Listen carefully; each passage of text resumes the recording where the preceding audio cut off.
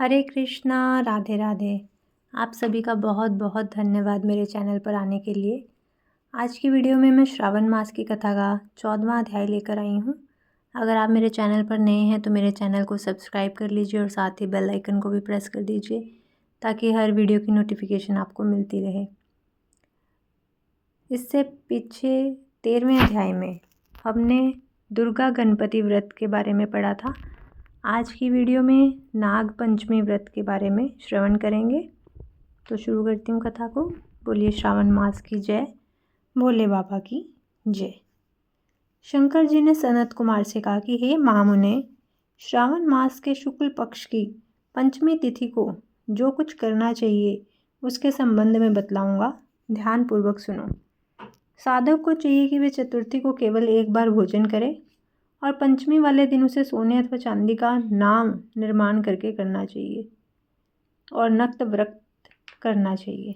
नक्त व्रत रख के उसे काठ या मिट्टी का 5 फनों वाला नाग बढ़ई अथवा कुमार से बनवाना चाहिए तथा भक्ति द्वारा उसका अर्चन करना चाहिए। अपने घर के मुख्य द्वार के दोनों तरफ गोबर का 5 फनों वाला सांप बनाकर उसकी दूध तथा खीलों से पूजा करनी चाहिए। करवीर, मालती, चमेली तथा चंपा के फूलों द्वारा रमणीय गंध, अक्षत, धूप और दीप से पूजा करनी चाहिए। ब्राह्मणों को शुद्ध घी के लड्डू तथा खीर का भोजन करवाना चाहिए। अनंत, वासुकी, शेष, पद्मनाभ, कंबल, करकोटक, अश्व, धृतराष्ट्र, शंखपाल, काल्य तथा तक्षक, इन नागों के कुलाधिपति को हल्दी चंदन से दीवार पर अंकित करना चाहिए तथा नाग माता कद्रू को भी अंकित करके फूल आदि से पूजा करनी चाहिए। साधक को नाम देवताओं का पूजन करके घी और चीनी मिलाकर उसको दूध पिलाना चाहिए। उस दिन लोहे की कढ़ाई में कोई पकवान ना पकाना चाहिए। गेहूं और दूध का पायस बनाकर भुना चना, धान का लावा, भुने हुए जौ नागों को देने चाहिए और आप भी उन्हीं चीज़ों को खाना चाहिए। साथ ही अपने बच्चों को भी यही भोजन करवाएं। ऐसा भोजन करवाने से छोटे बच्चों के दांत मजबूत हो जाते हैं। बाम्बी के नज़दीक गान वाद द्वारा उत्सव मनाने चाहिए। स्त्रियों को भी श्रृंगार करके उत्सव मनाने चाहिए। ऐसा करने वाले मनुष्यों को जीवन भर कभी सांप का भय नहीं होता। भगवान शंकर जी ने श्री सनत कुमार से कहा कि हे महामुने, संसारिक जीवों के कल्याणार्थ मैं आपसे जो कुछ कहूँगा उसे ध्यानपूर्वक सुनिए। सांप के दर्शन मात्र से मनुष्य की अधोगति होती है। सांप हमेशा तमोगुणी होता है, इसमें संशय नहीं है। पूर्व विधि द्वारा एक भुक्त आदि का नियम कर ब्राह्मणों के सहित प्रेम से नाग बनाकर पूजा करनी चाहिए। इस तरह 12 मासों की शुक्ल पक्ष पंचमी के दिन व्रत करना चाहिए। वर्ष की समाप्ति पर शुक्ल पक्ष की पंचमी को फिर पूजा करनी चाहिए। नागों के भोजन के उद्देश्य से साधु संतों और ब्राह्मणों को भोजन करवा देना चाहिए। इतिहासविद को रतन विभूषित सोने का नाग देना चाहिए। सामग्री सहित संवत्सा गोदान देते समय नारायण विभु का स्मरण करें। नारायण जो कि सब जगह व्यापक है, सब वस्तुओं को देने वाले हैं, अनंत हैं तथा अपराजित हैं, उनको याद करके साधक को यह कहना चाहिए कि हे गोविंद, मेरे वंश में हमारे पूर्व पुरुषों में से जो भी सांप के डसने से अधोगति को प्राप्त हो गए हैं वे इस व्रत से तथा दान से मुक्ति को प्राप्त हों।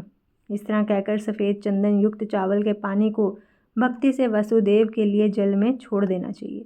इस प्रकार करने से यानी व्रत, पूजा तथा दान करने से जो जीव साधक के वंश में मर गए होंगे या सांप के काटने से भविष्य में मरने वाले होंगे, ये महामुने, वह सब के सब सर्प योनि से मुक्त होकर स्वर्ग लोक में चले जाएंगे।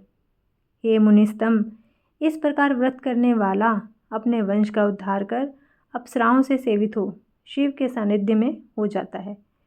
जो इस व्रत को स्वस्तिवा अनुसार करता है उसको इस व्रत के सभी फलों की प्राप्ति होती है।